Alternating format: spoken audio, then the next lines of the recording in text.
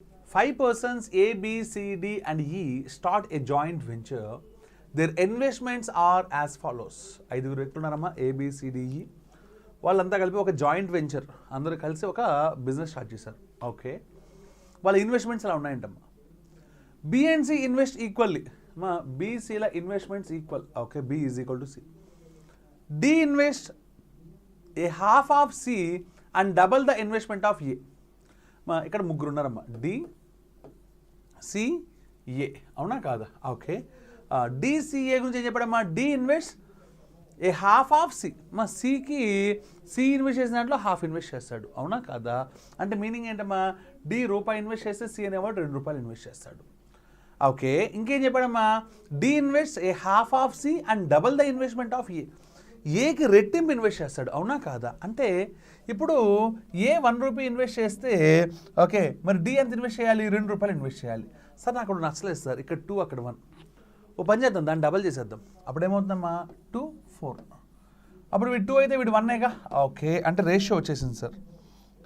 Okay అమ్మా, Dకి Cకి Aకి ratio వచ్చింది. Next ఇంకోటి ఉన్నాడు అమ్మా, E ఉన్నాడు. E invest twice that of B.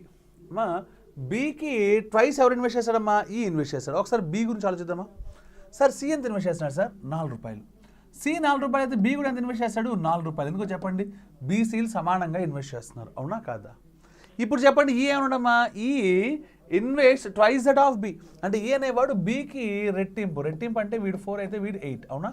ఈ నిష్పత్తిలో ఇన్వెస్ట్ చేశారమ్మా. ఇన్వెస్ట్మెంట్స్ రేషియో వచ్చేసింది. ఓకే, నెక్స్ట్ ఇప్పుడు నేనేమంటున్నాడు చెప్పండి వా. He receives 24 lakh rupee as his share in the 3-year end. Then the total profit is. Sir business ఎలా జరిగిందంటే పని లేదు సార్, ఎందుకంటే అందరూ కలిసే స్టార్ట్ చేశారు, ఎండింగ్ దాకా అందరూ కలిసే ఉన్నారు కాబట్టి టైం పీరియడ్ ఇస్ సేమ్ కాబట్టి క్యాన్సిల్ అయిపోతుంది. అంటే ఇన్వెస్ట్మెంట్ రేషియోలో ప్రాఫిట్స్ పంచుకోవాలి. అందులో ఈకి ఎంత ప్రాఫిట్ వచ్చిందమ్మా? 24 lakhs. అంటే ఈ అంటే ఎన్ని parts? 8 parts. 8 parts is equals to 24 lakhs. అవునా? ఓకే, 0, 0, 0, 0, 0. ఓకే, వాట్ ఎవర్ మా దెన్ టోటల్ ప్రాఫిట్ ఇస్. మొత్తం ప్రాఫిట్ ఎంత? మొత్తం ప్రాఫిట్ అంటే ఇది మొత్తం యాడ్ చేయాలిగా. ఓకే, యాడ్ చేద్దామా?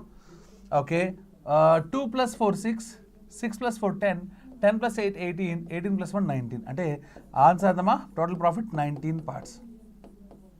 ఓకే, 8 1s 8 3s, ఐస్ ఉన్న యాస్టర్స్. అవునా? ఓకే, అంటే ఇక్కడ 19 parts అంటే 19 × 3 57, ఐస్ ఉన్న యాస్టర్స్ 1 2 3 4 5. అంటే 5,70,000 rupees. అంటే ఆన్సర్ అమ్మా, sorry 57 lakh. So it is C. మా ఐస్ ఉన్నారు కదా, అంటే 57 lakh. ఓకే రైట్ అమ్మా, C ఈజ్ ద ఆన్సర్. ఓకేనా? Right, see the next beautiful question.